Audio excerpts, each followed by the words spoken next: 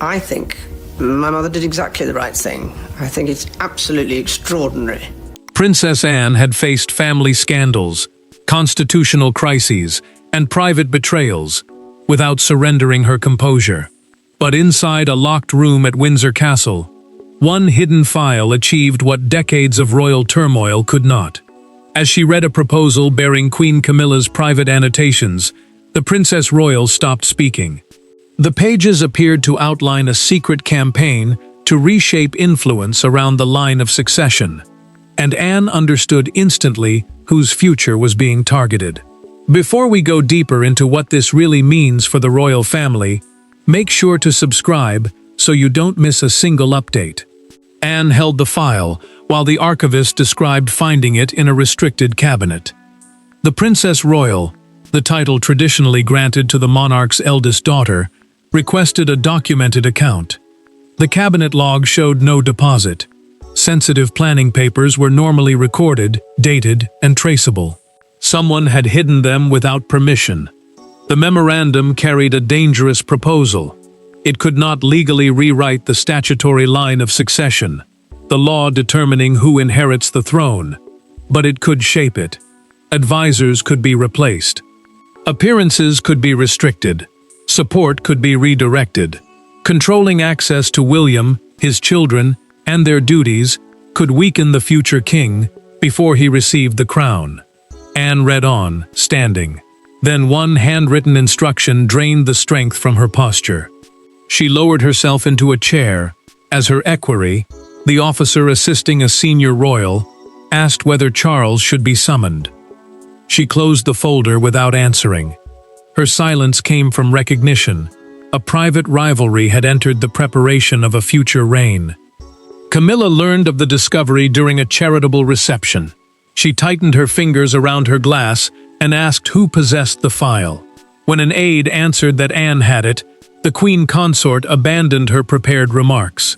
She did not ask whether the pages were complete. She asked how long the princess had been reading. The sealed appendix made the threat unmistakable. It proposed a rebalanced royal structure built around a household committee, a private group coordinating advisors and duties. Camilla was not named as chair, yet almost every suggested member belonged to her circle. 3 senior royals appeared only as initials. Beside one stood the order: reduce independent influence before transition.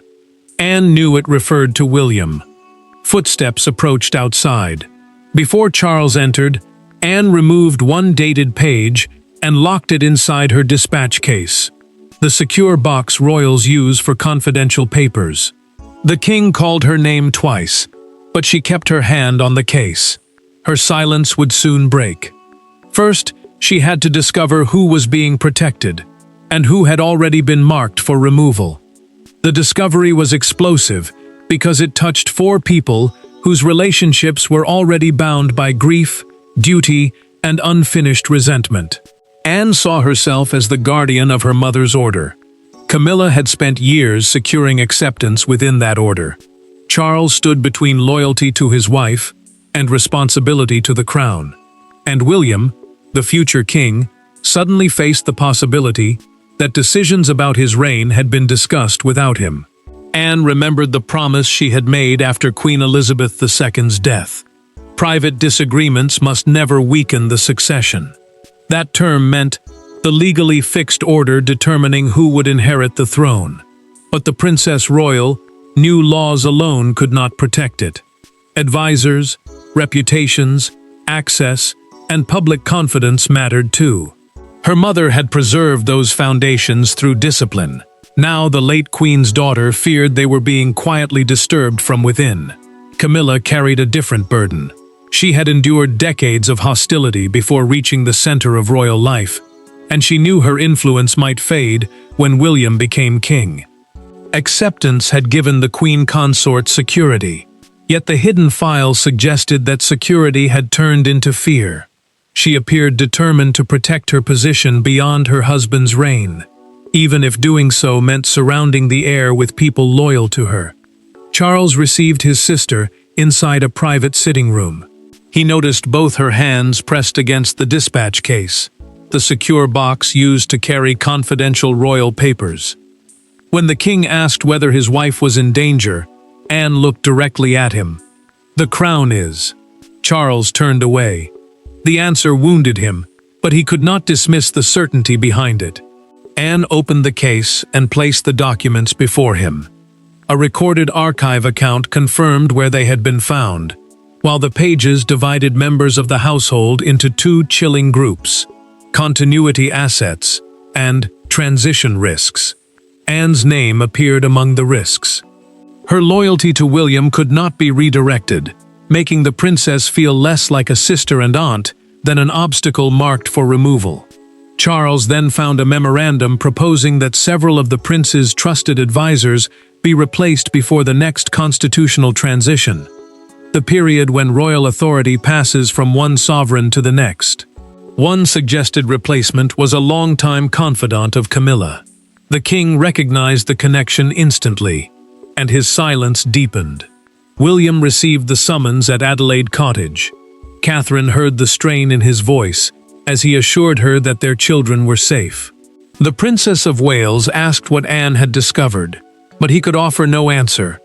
He knew his aunt would never call him urgently unless his future, or his family, was directly threatened. William entered as Charles reread the memorandum. He saw Anne beside the open case and watched his father lower the page. "When did this begin?"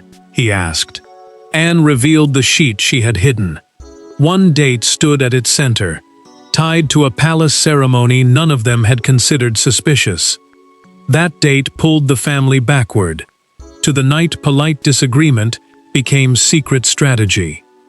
Every palace crisis has a moment that appears harmless, until history turns around and points directly at it. In this case, it was a closed planning meeting after a Commonwealth reception at Buckingham Palace.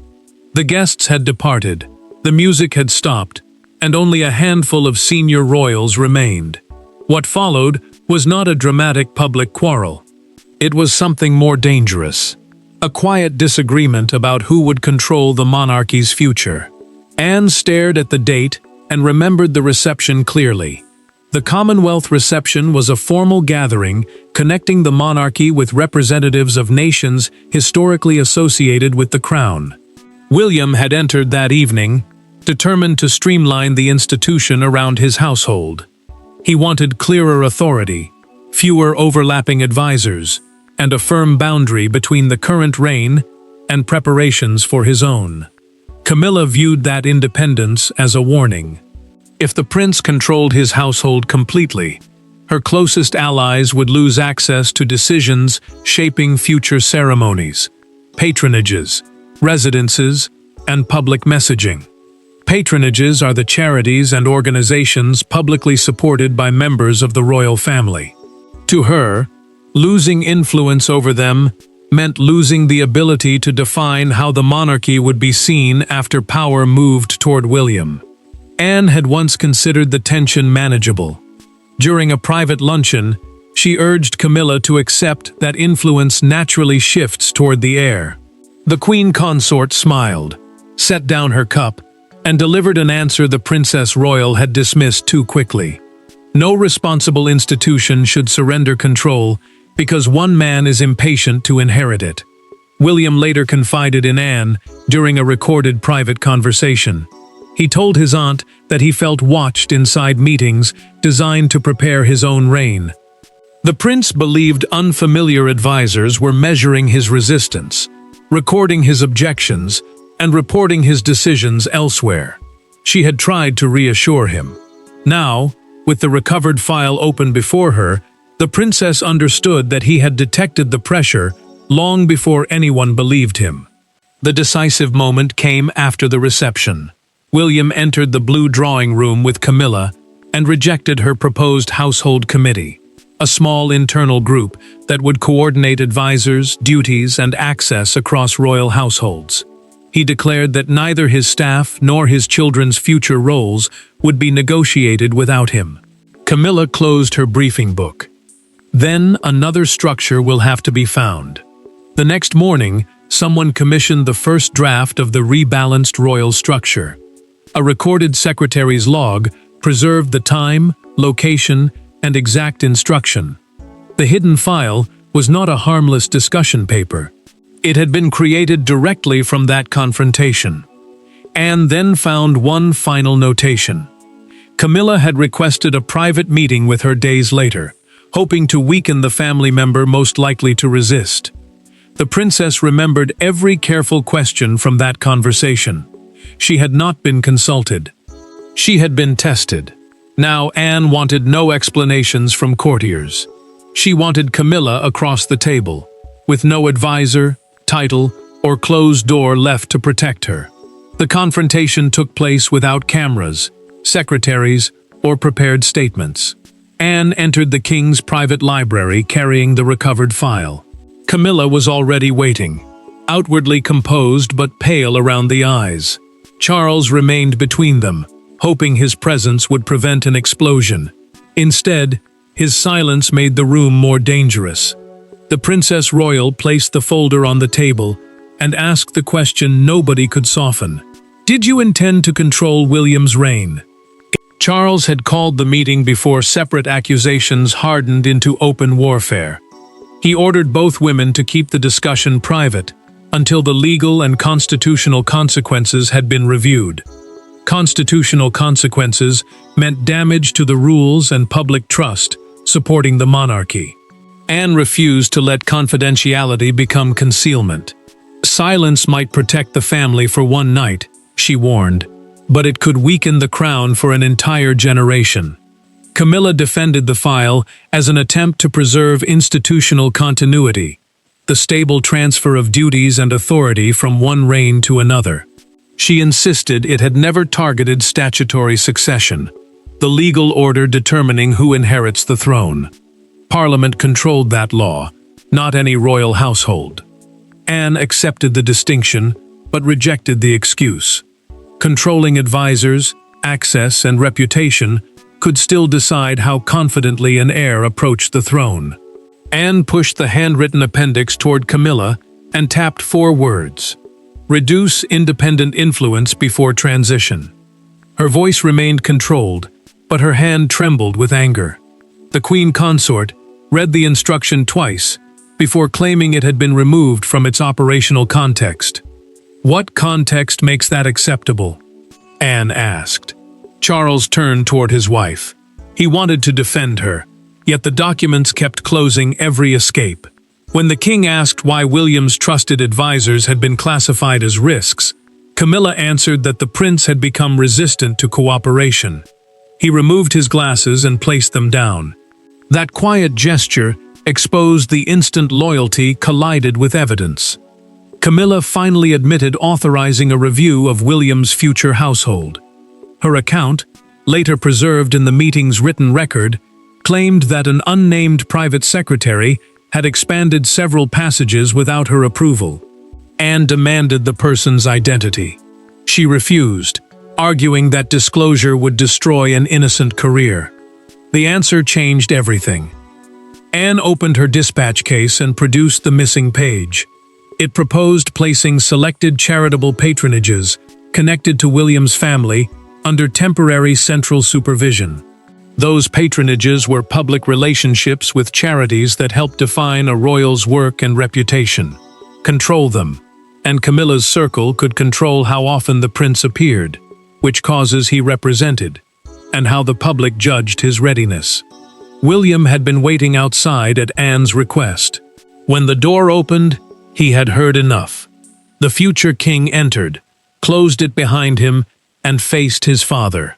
Who controls the investigation? Charles looked from his son to his wife. The confrontation had exposed the wound. His answer would decide whether the palace healed it or buried it beneath royal authority. The hidden file carried Camilla's influence, but only Charles possessed the authority to decide what happened next. That made the king both judge and husband, sovereign and wounded partner. Every option carried a cost. Protecting her could destroy William's trust. Siding with his son could humiliate his wife. Allowing Anne to lead the inquiry would place the monarchy's fiercest guardian inside the private machinery of his marriage. Charles received the legal briefing alone. senior officials confirmed that no private proposal could rewrite the succession, because statute, law approved through Parliament, determined who inherited the throne. Yet their documented assessment carried another warning. Secret interference with an heir's preparation could trigger a crisis of confidence, leaving William uncertain whom he could trust, and the household divided before power ever changed hands. Real authority rested across several layers. Charles commanded his own household, while William controlled the advisors supporting his public duties and future reign.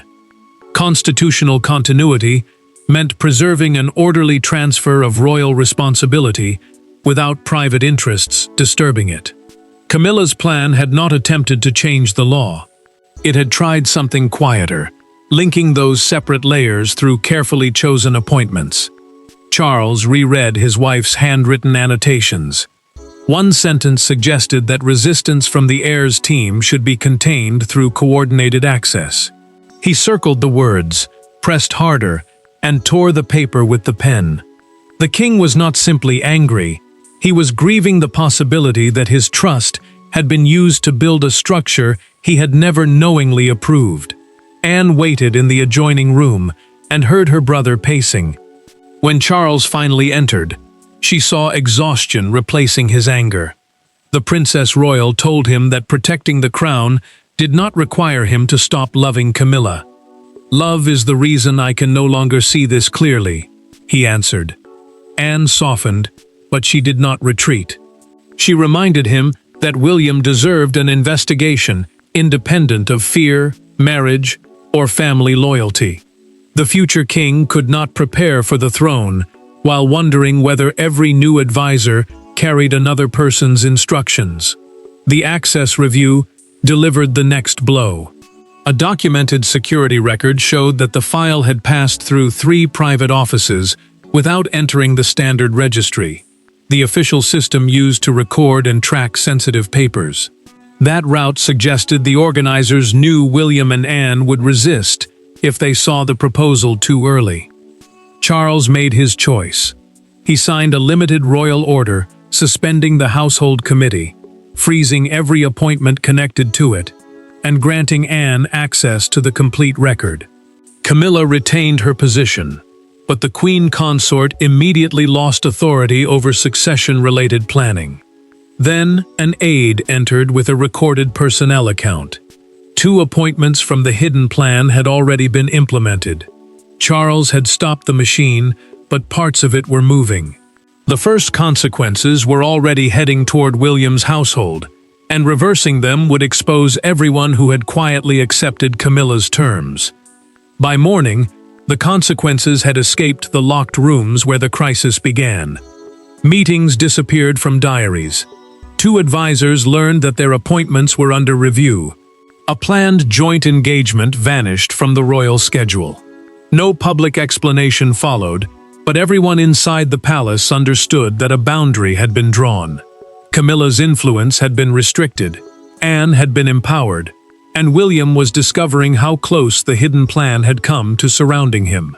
The first appointment placed a communications official between William's team and the Central Palace Press Office.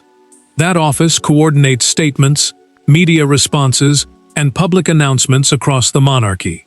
The second gave a ceremonial advisor access to future accession planning, the preparation for the moment an heir becomes sovereign.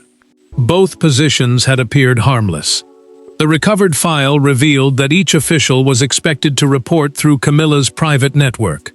Anne suspended both appointments pending review. She personally called the officials and made clear that neither was being accused of misconduct. The Princess Royal needed the inquiry protected, but she refused to sacrifice employees who may not have understood the hidden purpose behind their roles. Her firmness stopped the plan. Her fairness prevented frightened staff members from becoming convenient scapegoats. William received the news inside his study and closed the briefing folder before reaching the final page. He told Catherine that strangers had nearly gained quiet authority over decisions affecting their children.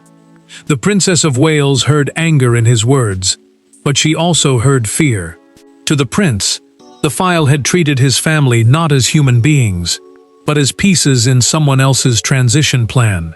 Camilla received her own notice moments later.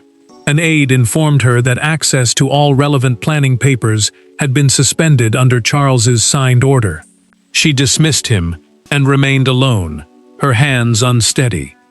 The queen consort finally understood that the king had acted against her wishes, and that Anne now possessed the complete record.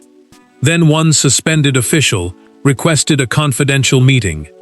He produced a recorded conversation in which a senior member of Camilla's staff described the committee as a way to manage resistance from the Wales household. The official explained that he had saved the exchange after becoming uncomfortable with the instructions attached to his appointment. His evidence destroyed the claim that the scheme had been purely administrative. Anne listened to the recording twice. Another passage captured Camilla questioning whether the princess should retain access to transition planning at all. Her expression hardened. She did not fear losing a place at the table. She feared what removing her would have allowed. William isolated, his advisors weakened, and his family surrounded. William still refused to approve a public rupture. Instead, he asked for a private conversation with Camilla, without Charles, Anne, officials, or lawyers present. The machinery had been stopped, but its deepest motive remained hidden. Only a meeting without protection could expose the fear that drove her across the line. William did not enter the room as an heir demanding submission. Camilla did not receive him as a queen defending her authority. For one private hour, they faced each other as two people shaped by the same fractured family, carrying different memories of rejection. No officials translated their words, and no monarch interrupted them. When the prince closed the door, the conflict lost its institutional disguises, and the fear beneath the scheme finally surfaced. William began with a distinction that could not be ignored. The legal succession, meaning the law deciding who inherits the throne, had never been within Camilla's power to change. He had never believed otherwise. But the hidden campaign around it could have controlled his advisors, weakened his independence, and shaped his children's roles. That attempt had damaged something more personal than authority. It had destroyed his trust in her motives. Camilla did not deny the plan's origin. In a private conversation, later preserved through her signed account, she admitted that the Commonwealth reception confrontation had changed everything. William's demand for independence convinced her that once he became king, everyone connected to his father's reign would be discarded. The queen consort had interpreted his boundaries not as preparation, but as a warning that her place was temporary. Fear finally spoke louder than pride. Camilla admitted that the terror of becoming irrelevant had driven her to approve measures she called safeguards. Her voice faltered as she described spending years fighting for acceptance inside the monarchy, only to imagine losing that place overnight. She had told herself she was protecting continuity. Deep down, she had been protecting herself. William listened without offering immediate comfort. He understood fear, rejection, and the scars left by a divided family. Yet the prince refused to let sympathy erase responsibility. Protecting your place by narrowing someone else's freedom is not continuity, he told her. It is control. Camilla then identified the private secretary who had transformed her concerns into a full operational document. A private secretary is a senior aide who manages official work and sensitive correspondence for a royal. She confirmed that the advisor had expanded several instructions, but she refused to shift the central blame. The direction had come from her. That admission finally gave William the accountability he had demanded. Camilla signed a written renunciation, formally surrendering involvement in his accession planning, his children's appointments, and the structure of his future household. William promised that she would not be publicly humiliated merely to satisfy demands for punishment. Consequences would remain, but cruelty would not define them. William carried the signed statement directly to Anne. The Princess Royal read the final paragraph twice. then looked at her nephew with quiet relief. They now possessed confession and remedy. But beyond the palace gates, cancelled engagements and sudden changes were forming a story the monarchy could no longer keep private. The palace had contained arguments, frozen appointments, and secured files. It could not contain the pattern. Royal correspondents noticed the cancelled meetings. Newspapers traced the sudden disappearance of advisors from official schedules. By sunrise, private fear had become public spectacle. Crowds gathered at Buckingham Palace beneath a front page that reduced the crisis to 5 brutal words: Anne Block's secret succession plan. Inside, each royal understood the cost differently. Buckingham Palace responded with a carefully limited statement. It confirmed that an internal household review had ended, and that responsibility for accession planning would remain with the sovereign, the heir, and their appropriate advisors. Accession planning meant preparing for the moment the crown passed to its next lawful holder. The statement also emphasized one crucial truth: nobody had changed the legal line of succession. Broadcasters repeated that distinction throughout the morning. The recovered plan could never decide who inherited the throne, but it could influence the people, information, duties, and public relationships surrounding the future monarch. Without that explanation, the public might believe the law itself had been secretly rewritten. The reality was narrower, but emotionally devastating. Anne watched the coverage in silence. She hated seeing her intervention reduced to a personal battle with Camilla. When an aide called the outcome her victory, the Princess Royal corrected him sharply. No individual had won. The only victory was that William's future could no longer be shaped through hidden channels. Camilla saw her photograph beneath the headline and turned the newspaper face down. Charles joined her but offered no contradiction to the palace statement. The Queen Consort understood why. His public duty demanded honesty, even when honesty wounded their marriage. The king took her hand, showing that compassion remained, but he did not promise to restore the authority she had surrendered. Outside Buckingham Palace, one moment captured the public mood. A crowd gathered around a newsstand displaying Anne's portrait beside the words, "Secret plan stopped." One woman raised the paper during a live broadcast and declared, "Nobody should arrange a future king's reign behind his back." Her words spread across television reports within minutes. Public anger began to shift when the palace confirmed through its written statement that Camilla had voluntarily withdrawn from the disputed areas. Her decision did not erase the breach, but it changed the meaning of the crisis. What had looked like an uncontrolled struggle now appeared to be a painful constitutional correction, a formal action restoring proper boundaries inside the monarchy. That evening, Charles summoned Anne, William, and Camilla for one final meeting. No advisors would attend. The monarch intended to deliver a family verdict, defining more than who had lost influence. William arrived first. Anne carried the signed statement. Camilla entered last. The world had judged them through headlines. Now 4 people had to decide whether duty could survive betrayal without destroying the family beneath the crown. The final meeting did not end with triumph. Anne did not celebrate. William did not demand humiliation. Charles did not pretend the betrayal had never occurred. And Camilla no longer tried to defend what the files revealed. The plan had been stopped, its appointments reversed, and its authority extinguished. What remained was harder than punishment. 4 members of one family had to accept that the crown could survive only if fear never again became policy. Charles delivered his decision through a signed royal order preserved in the official record. The secret committee would never be created. Every appointment connected to it was rescinded, and all succession planning papers were transferred into the recognized process. Succession planning meant preparing the duties, advisors, and household needed when the throne passed to its lawful heir. From that moment, William would hold explicit authority over the formation of his future household.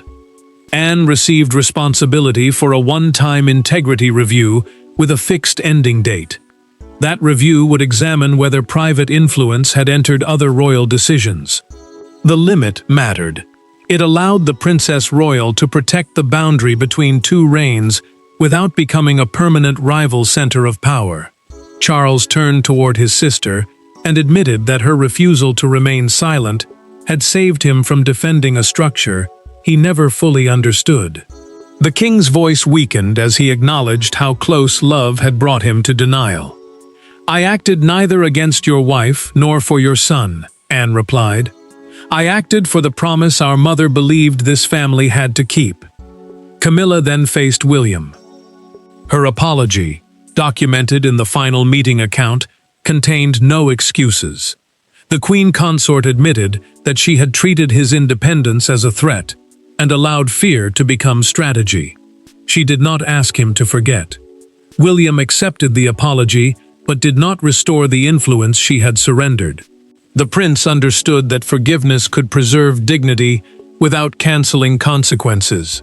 Camilla would permanently withdraw from decisions involving his advisors, his children's roles, and his future reign.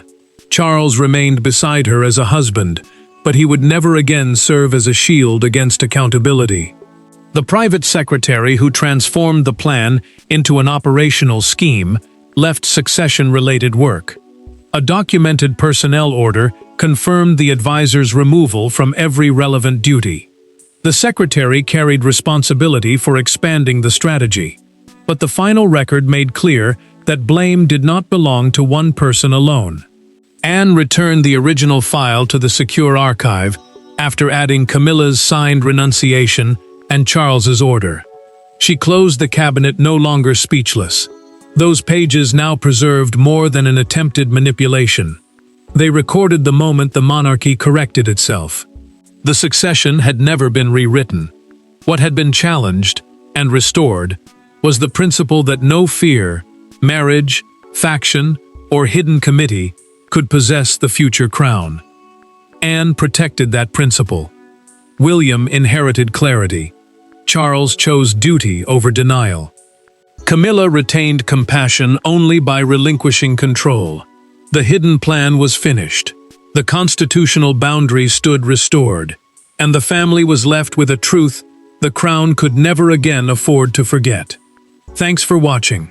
Please don't forget to like and subscribe, and we will see you in next one.